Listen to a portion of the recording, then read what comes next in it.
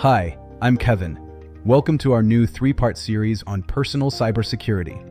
At IPT, we spend our days protecting businesses from complex threats.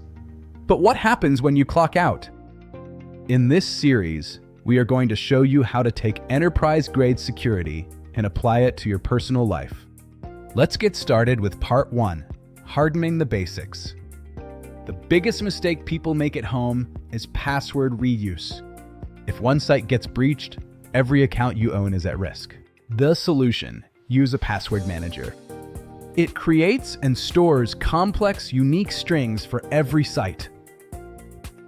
The future: look into passkeys.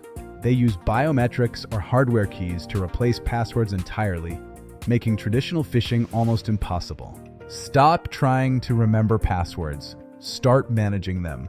If you only do one thing from this video, make it this: enable multi-factor authentication, or MFA, on everything, especially your email and banking. Even if a hacker steals your password, they can't get in without that second factor. Use authenticator apps like Google or Microsoft Authenticator, rather than SMS, which can be intercepted through SIM swapping.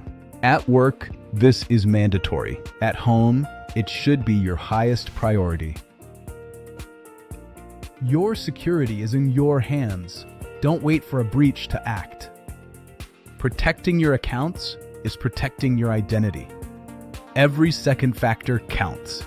Those annoying update available pop-ups, they aren't just for new emojis. They contain critical security patches.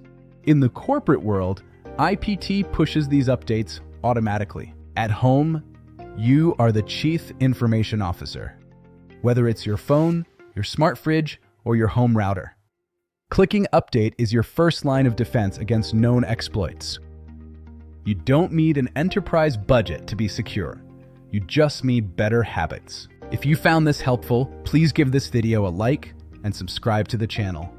In the next video, we're going to cover how to spot the scams that bypass technology entirely.